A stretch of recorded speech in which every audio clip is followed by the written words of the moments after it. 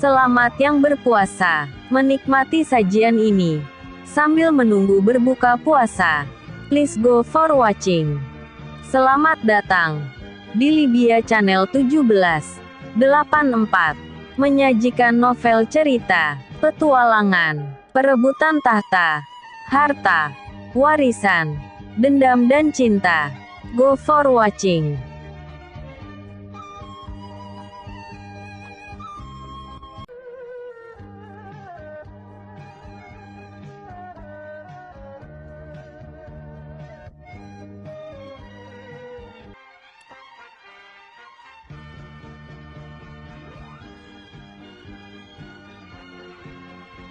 Bab Kesombongan Surgawi. Bab 302 Artifak Ruang. Niat membunuh Hansen meledak-ledak dan cakar naga yang tajam menembus jantung Nian Wuji. Darah menyembur keluar dan di tangan Hansen terdapat sebuah jantung yang berdetak-detak. Nian Wuji menyemburkan darah dari mulutnya dan berkata, "Sialan. Karena kau sangat menginginkan aku mati maka aku akan membawanya mati bersama denganku." Nian Wuji melirik ke arah Luce dan mengangkat jarinya. Hansen yang tahu niat buruk Nian Wuji mendesak ki miliknya. Api hitam membakar tubuh Nian Wuji dan ledakan petir menghancurkan tubuhnya menjadi gumpalan daging yang berjatuhan. Ninghu dan yang lainnya segera melarikan diri dari kekacauan ini. Hansen mengambil cincin ruang Nian Wuji dan melanjutkan perburuannya. Siapapun yang menghadang jalan Hansen dia akan langsung membunuhnya. Seorang pria berhasil mendapatkan cawan itu dan segera terbang dengan kecepatan tinggi untuk melarikan diri. Semua orang bergegas mengejarnya dan Hansen menghela nafas dengan pasrah. Hah? Mungkin aku tidak memiliki takdir dengan harta itu. Mengejarnya akan semakin sulit dan jumlah orang akan terus bertambah. Hansen memutuskan untuk berhenti di sini dan merelakannya. Pancaran aura yang sangat kuat terasa di tempat cawan itu berasal. Hansen sedikit penasaran dengan hal ini dan memutuskan untuk memeriksanya. Dia menggali tanah sedikit lebih dalam dan ruang di sekitarnya menjadi sangat kacau. Hansen mendesak ki miliknya dan mendorong kembali tekanan ruang hampa.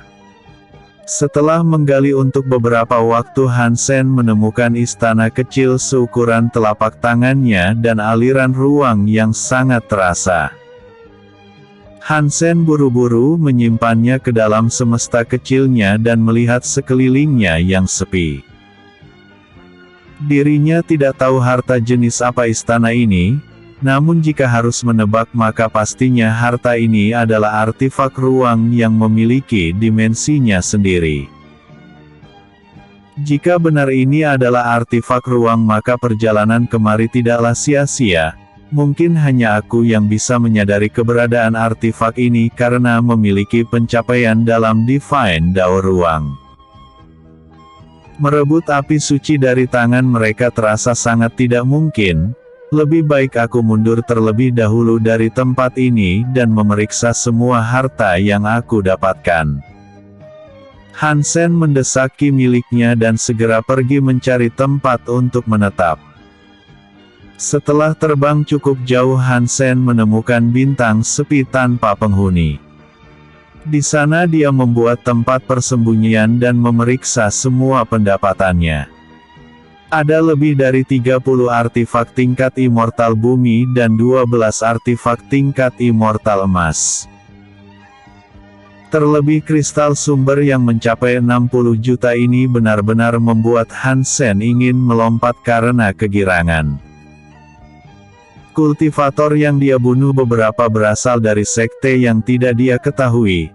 Namun semua itu sesuai dengan reputasinya dan cincin ruang mereka tidak berisi sampah.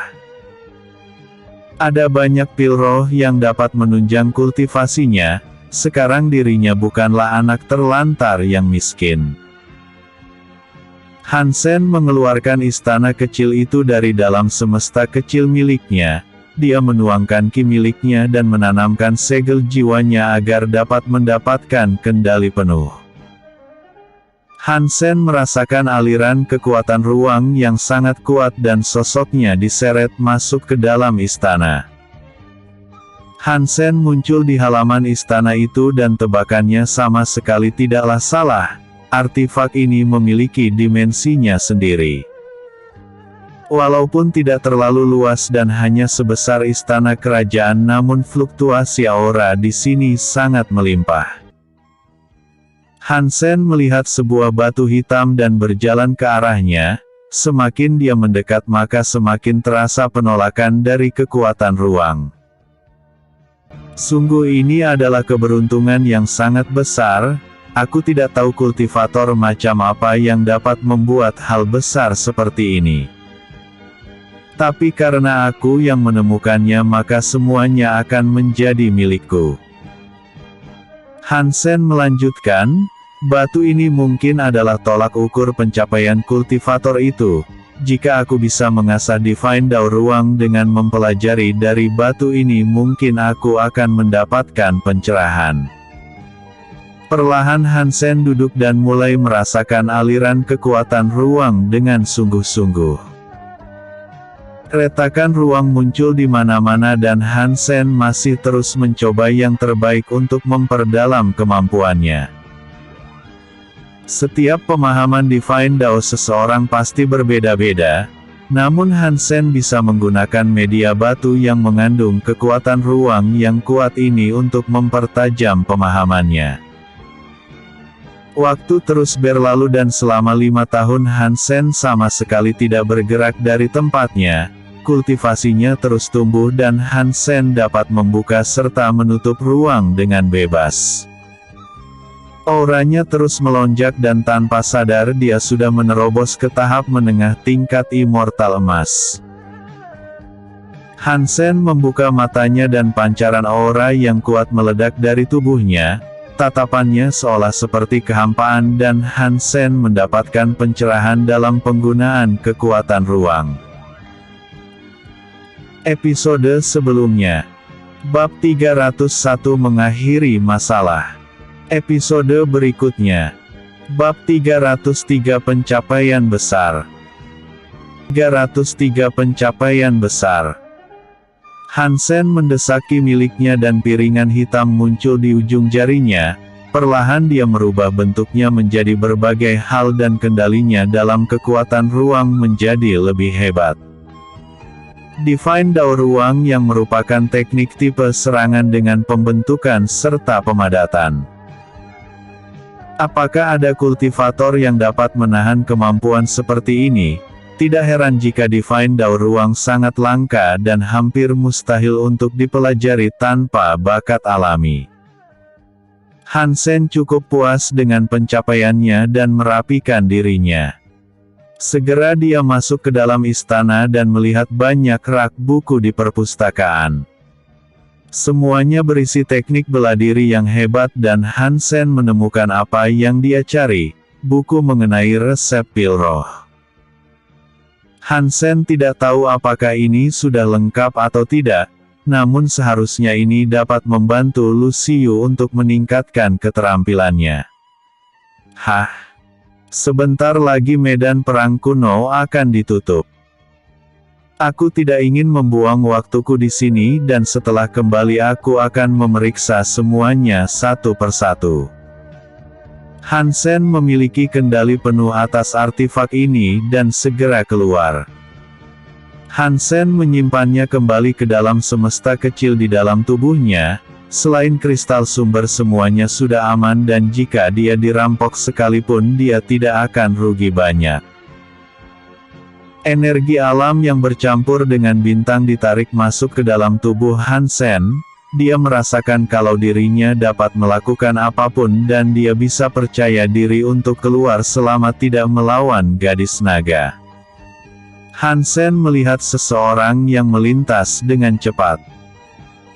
Orang itu tidak lain adalah Ninghu dan di belakangnya dia sedang dikejar oleh seseorang kultivator dengan aura yang menakutkan. Hansen merobek ruang hampa dan menghadang jalan Ninghu. Melihat robekan ruang di depannya, Ninghu segera berhenti dan terlihat panik. Hansen sudah melepaskan topengnya dan mustahil bagi Ninghu mengetahui identitasnya. "Berhenti kau sialan!" Pria di belakang Ninghu melambaikan bendera di tangannya. Wajah roh jahat tiba-tiba menyembur dan berniat melahap jiwa mereka berdua sekaligus. Hansen menjentikkan jarinya dan kegelapan membungkus roh jahat itu. Perlahan semuanya diserap oleh Hansen. "Sialan! Berani ikut campur dalam urusanku? Apakah kau berani menyinggung sekte Poison?" teriak pria itu dengan marah. Hansen mengabaikannya dan melirik Ninghu. "Tuan Kota Ning bukan? Di mana Luce yang ikut masuk ke dalam kelompokmu? Kau, aku ingat. Kau berangkat melalui kotaku." Ninghu mulai mengingat wajah Hansen sebelum dia masuk ke medan perang kuno. "Jawab saja pertanyaanku," Hansen berkata dengan dingin. "Orang ini adalah iblis yang keji. Dia mengambil semua esensi jiwa mereka. Aku tidak tahu siapa Luce, tapi jika saudara ini membantuku, aku bersedia mengantarnya ke sana," kata Ninghu dengan jujur. Hansen sangat terkejut mendengar hal ini dan berkata, "Sudah berapa lama?" "1 hari," jawab Ninghu dengan jujur. Pria itu tertawa dengan gila, "Hahaha. Berani sekali kalian berdua mengabaikan tuan muda ini. Kalian para domba, segeralah mati dan biarkan aku mengekstrak jiwa kalian berdua." Hansen melesat ke arah pria itu dengan kecepatan yang luar biasa. Niat membunuhnya meledak-ledak dan tinjunya dilapisi ki alam. Pukulan Hansen tepat menghantam dadanya dan armor yang digunakan pria itu hancur berkeping-keping. Hansen mencengkram tangan kanan pria itu dan menariknya. Tangan pria itu terputus dan darah menyembur dengan gila. Pria ini hanya berada di tahap awal immortal emas. Roh jahat miliknya memang kuat, namun kesenjangan kekuatannya dengan Hansen sangat terlihat jelas. Teriakan kesakitan terdengar sangat keras dan Hansen mengambil cincin ruang yang terpasang di tangannya. Retakan ruang terbuka sangat lebar dan Hansen mencengkram leher pria itu. Hukum ruang. Ninghu benar-benar sangat terkejut dan ini adalah kali pertama dia melihat kultivator yang memiliki pencapaian dalam Divine Dao Ruang. "Iblis sialan. Aku akan membuatmu mati dengan cara yang paling kejam." Hansen melemparkan pria itu ke dalam retakan ruang. Aliran ruang yang sangat kacau membuat tubuhnya terpotong kecil-kecil. Darah dan daging melayang di kehampaan dan Ninghu tidak bisa berpendapat melihat kekejaman ini. Hansen memeriksa sebuah tripod hitam yang memiliki fluktuasi kekuatan jiwa. Hansen meminta Ninghu segera pergi ke lokasi mereka dan berniat untuk menyelamatkan Luce. Sampainya di sana Hansen melihat banyak mayat yang bergeletakan di tanah. Untungnya masih banyak orang yang hidup termasuk Luce. Hansen mengeluarkan tripod hitam itu dan mengembalikan semua jiwa yang terkurung di dalamnya. Episode sebelumnya. Bab 302 Artifak Ruang. Episode berikutnya. Bab 304 Pengepungan. Tempat pengepungan. Luce perlahan membuka matanya dan rasa sakit yang mengerikan membanjiri tubuhnya. Esensi jiwa miliknya diambil dengan paksa dan dia mendapatkan efek serangan balik. Hansen duduk di depannya dan menuangkan ki miliknya. Perlahan rasa sakit Luce ditekan olehnya, namun ini sama sekali tidak bagus. Luce mungkin membutuhkan harta karun yang dapat memperbaiki jiwa, namun untuk mempertahankan hidupnya Hansen masih mampu untuk melakukannya. Tuan ini. Ninghu melihat semua orang yang mengerang kesakitan dan satu persatu mereka meledak karena inti immortal mereka hancur. Jika Anda tidak memiliki pil roh perbaikan jiwa maka lupakan saja. Mereka hanya akan mati di sini, kecuali Anda terus menopang energi mereka dengan ki milik Anda. Hansen memasukkan Luce ke dalam istana ruang dan menghela nafas lega. Ninghu merasa tidak nyaman dan merasa bersalah. Dia melambaikan tangannya dan api yang besar melahap tubuh mereka semua sampai habis. Daripada melihat mereka menderita seperti ini, lebih baik mengakhirinya dengan tangannya sendiri. Harta perbaikan jiwa sangatlah langka dan hanya sekte besar yang memilikinya. Dia sebagai tuan kota kecil tidak akan memiliki wewenang apapun di dalamnya. Ninghu mengambil semua cincin ruang mereka dan pada saat nanti kembali dia akan menyerahkan kepada keluarga mereka sekaligus kompensasi. Medan perang kuno terlalu kejam dan banyak kultivator yang menganggap keberadaan yang lemah tidak lebih dari sekedar semut belaka. Kali ini keuntungan yang dia dapatkan tidak sesuai dengan kerugian. Kalau boleh tahu siapa nama penyelamat ini? Tanya Ninghu dengan penasaran. Hansen. Aku berangkat dari kota Anda, tapi jika Anda ingin membalas kebaikan ini maka aku memiliki sebuah permintaan kecil untuk Anda. Kata Hansen dengan sungguh-sungguh. Saudara Hansen bisa memanggilku Ninghu. Katakan saja apa yang saudara Hansen inginkan dan aku akan mencoba yang terbaik untuk melakukannya. Kata Ninghu dengan serius. Aku dan keluarga Nian sudah seperti musuh abadi. Nian Wuji mati di tanganku dan aku ingin Anda tidak ikut campur nantinya. Aku bukan orang yang suka mencari masalah, tapi karena mereka sudah berulang kali berniat membunuhku maka aku harus menyelesaikannya demi keamanan seseorang. Kata Hansen dengan tegas. Saudara Hansen tidak perlu mengotori tangannya, serahkan semuanya kepadaku dan aku dapat menjamin di masa depan tidak akan ada keluarga Nian di kotaku. Kata Ninghu dengan tegas. Hansen merasa sangat puas dan tidak memiliki komentar apapun. Tiba-tiba mereka berdua merasakan gelombang aura yang sangat kuat dan Hansen segera pergi ke sana. Jubah dan topeng dia gunakan dengan cepat. Ninghu mengikuti Hansen dan cukup terkejut dengan sosok Hansen. Tidak heran dirinya terasa sangat familiar. Sebelumnya Hansen memang sudah mengincar Nian Wuji dan memilih mengabaikan dirinya. Untungnya pada saat itu dia tidak membela Nian Wuji dan memilih untuk menghindari pertarungan dengan Hansen. Di sana sebuah bunga lotus dengan 5 kuntum mekar, auranya terlihat sangat hebat dan seumur hidupnya Hansen baru merasakan sensasi hebat seperti ini. Hansen mengambil lotus itu dan Ninghu berteriak, "Awas!" Sebuah tombak api yang melesat seperti meteor panas menerjang ke arah Hansen. Tinju Hansen menyemburkan ki yang ganas dan membentuk sebuah naga yang besar. Boom! Benturan dari kedua serangan ini menciptakan gelombang panas yang sangat kuat. Beberapa kelompok mulai bermunculan dan Hansen dikepung oleh mereka. Hansen mengirimkan pesan kesadaran ilahi kepada Ninghu agar pura-pura tidak mengenalnya. Jika tidak dia mungkin akan ikut menderita karena tindakannya nanti. Berikan Emperor Lotus itu.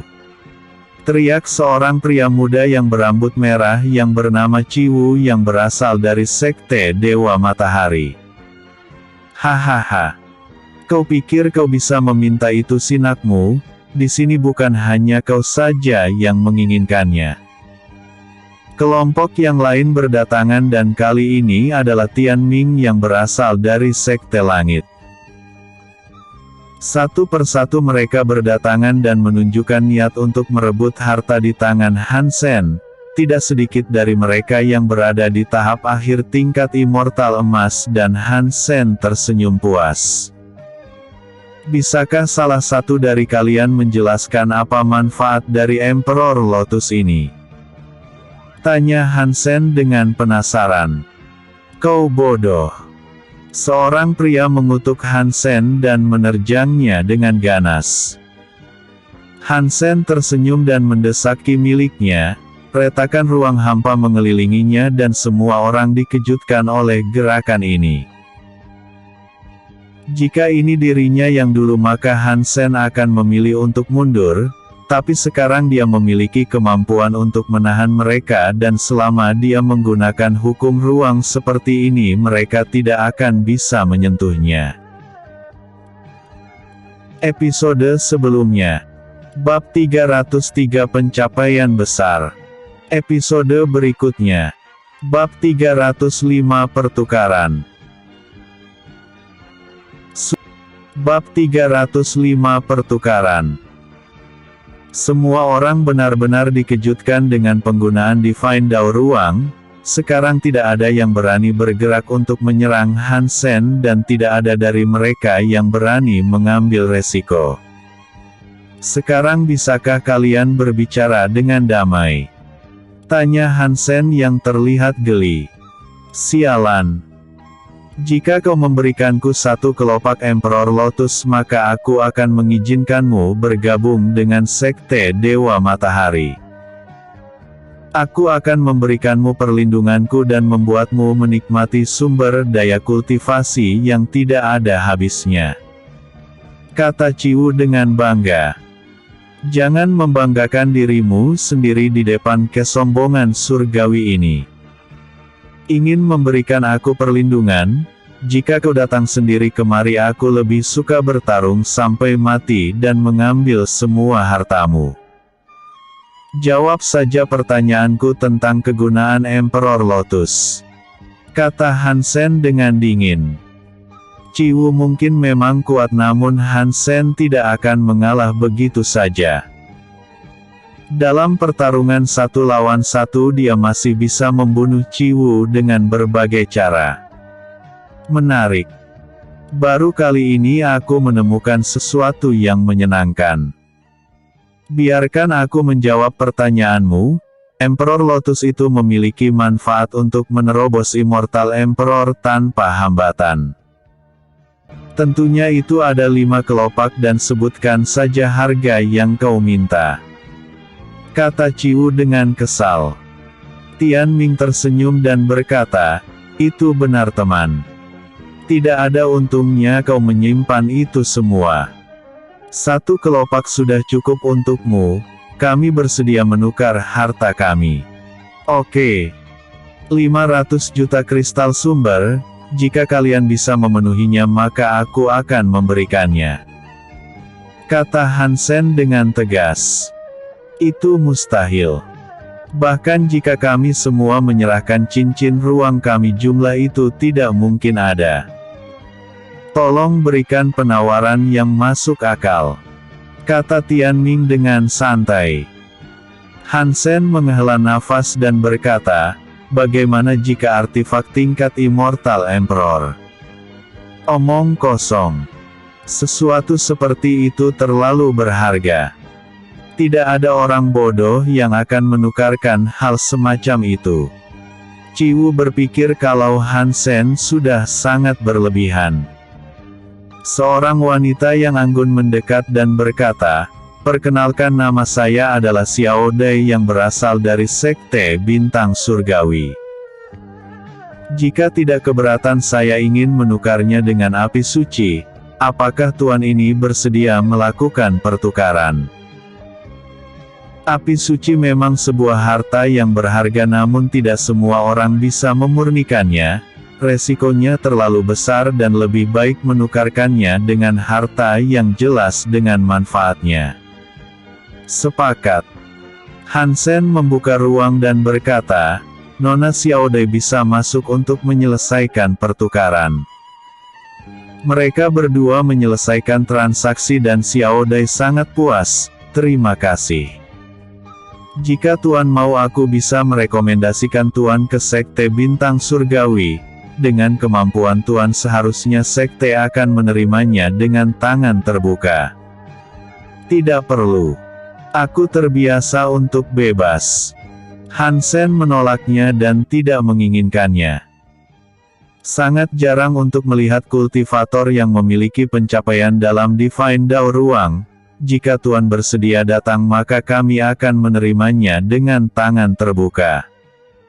Xiaodai keluar dari tempat itu dan sedikit kecewa.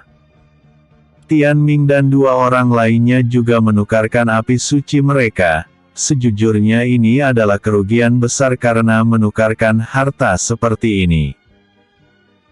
Namun mereka tidak memiliki pilihan lain. Jika pada akhirnya api suci diberikan kepada orang lain lebih baik menukarkan harta yang lebih jelas. Hanya tersisa satu. Apakah kau yakin tidak ingin menukarnya dengan api suci?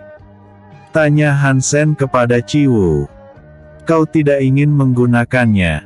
Ciwu sedikit terkejut dengan pernyataan Hansen. Hansen menggelengkan kepalanya dan berkata, kau mau atau tidak? Tidak bisa. Berikan penawaran lain selain api suci. Kata Ciwu dengan enggan.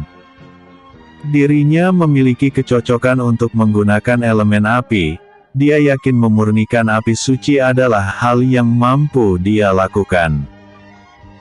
Jadi dia tidak bisa mengorbankan api suci yang jelas nilainya lebih berharga. Harta yang dapat memperbaiki jiwa dan semua kristal sumber milikmu, apakah kau memiliki harta semacam itu? Tanya Hansen dengan serius. Ciwu mengeluarkan sebuah lentera dengan api kecil yang hangat. Hansen dapat merasakan kenyamanan dari cahaya api lentera itu pada jiwanya.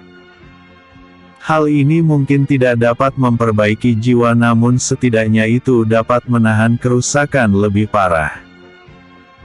Aku tidak tahu kondisimu saat ini tapi jika kau memiliki seseorang yang sakit maka ini adalah hal terbaik untuk menjaga hidupnya. Kata Ciwu dengan jujur. Hansen setuju dan mereka berdua melemparkan cincin ruang mereka bersama. Tidak ada pilihan lain dan jika suatu hari Hansen bisa menemukan obatnya maka dia akan menyembuhkan Luce. Siapa namamu? Tanya Ciwu dengan dingin. Kau bisa menyebutku dengan nama kesombongan surgawi. Jawab Hansen dengan tegas. Episode sebelumnya. Bab 304 Pengepungan. Episode berikutnya. Bab 306 Akhir dari Medan Perang Kuno.